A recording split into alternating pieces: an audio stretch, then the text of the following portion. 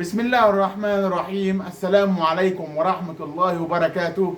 معاكم باسم الزمر، برنامج كرة مع باسم. أول حاجة نحلل انتهى منذ قليل دور الأربعة من كأس عالم الأندية. انتهى منذ قليل ماتش باريس ريال مدريد 4-0 لباريس، والماتش الثاني تشيلسي فلومنسي 2-0 لتشيلسي. كده النهائي بين باريس وتشيلسي ان شاء الله يوم الاحد يوم 13/7/2025 ان شاء الله باذن الله. النهائي انجليزي فرنسي بلهجه اوروبيه ان شاء الله. اول ماتش عندنا انتهى منذ امس تشيلسي وفلومنسي 2-0 لتشيلسي. انتهى تشيلسي 2-0. الماتش ده من طرف واحد. الماتش ده خلص في اول نص ساعة وانا نايم وانا قاعد كده، هو الماتش خلص 2-0 بكل سهولة ويسر. تشيلسي طريقه سهل من اول البطولة، يعني خسر من فلامينجو 3-1 ثم بقى خد تاني. طريقه سهل، فاز على بنفيكا، فاز على بيميراس، فاز على فلومنسي، يعني فاز على الاثنين قابل 3 برازيلات. خسر من فلامينجو في المباراة الثانية في المجموعات، بعد كده كسب بيميراس وكسب في فلومنسي، بعد كده كسب بنفيكا 4-1 بكل سهولة. كده طريقه تشيلسي طريقه اسهل ما يمكن. يعني تشيلسي يعاني امام باريس في النهائي، والله اعلم هيحصل ايه في ماتش النهائي. لسه محدش ماتش مجهول، لسه الكلام كتير. بس تشيلسي اللي ساعد تشيلسي برضه الهلال ما كسب السيتي، طلع السيتي. لو كان السيتي وتشيلسي في سيمي فاينال كان ماتش حاجه تانية، كان ممكن نشوف نهائي تاني. بس كل شيء نصيب عشان تشيلسي يوصل النهائي ويمكن يوصل البطوله. مفاجاه بالنسبه للجماهير كلها، تشيلسي كان يوصل النهائي. ونتكلم بقى عن الماتش الثاني ريال مدريد وباريس اللي انتهى منذ قليل. ريال مدريد عنده مشاكل دفاعيه بالبحته. اول 10 دقائق او اول 9 دقائق 2-0 لباريس. يعني ريال مدريد بيعاني من الدفاع.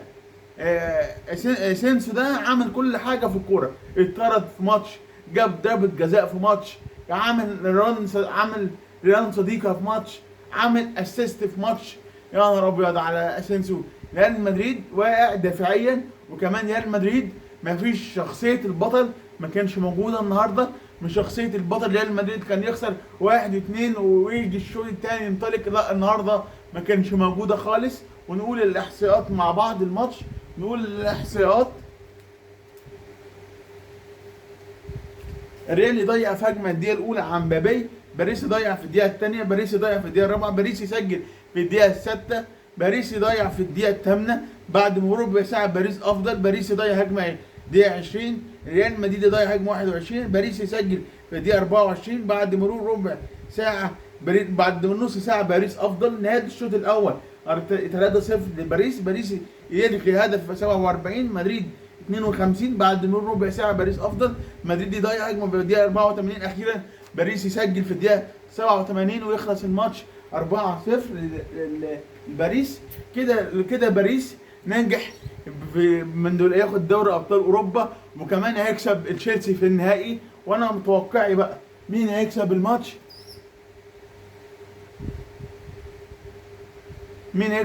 انا هقول باريس، وللجماهير والله اعلم.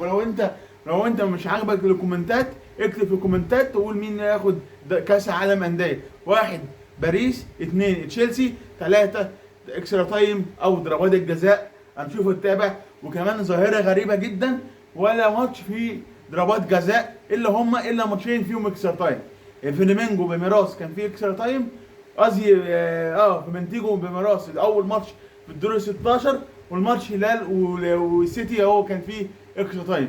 بعد كده كل الماتشات خلصت ب 90 دقيقة، ما فيش اكسترا تايم، ما فيش ضربات جزاء. ظاهرة برضو في البطولة ما حدش خد باله منها، الكابتن باسم هو بس خد باله منها. وان شاء الله التوفيق ليا باذن الله. اخر ماتش في الموسم، بعد كده ناخد اجازه مده شهر، بعد كده ان شاء الله نبدا بقى من اول 8/8 بدايه الدوري المصري، و15/8 بدايه الدوري الانجليزي والدوري الاسباني والدوري الايطالي والدوري الالماني ودوري ابطال اوروبا باذن الله. كل ده هنحلل اخر يوم بقى، اخر يوم ماتش اخر حلقه الحد الجاي، ونختم الماتش. يعني بدانا البطوله بريال الاهلي وميامي، ونختم بتشيلسي وباريس ان شاء الله تعالى. كان معكم باسم الزمر بالبرنامج الكرة مع باسم، ومش اشتراك وتفعيل الجرس على الفيسبوك بيج وعلى اليوتيوب بيج وعلى التيك توك باذن الله، وكتروا المشاهدات، وان شاء الله بالتوفيق للفريقين، ونشوف مباراه حلوه يوم الاحد الساعه 10 ان شاء الله تعالى. شكرا، السلام عليكم ورحمه الله وبركاته. كان معكم باسم الزمر بالبرنامج الكرة مع باسم.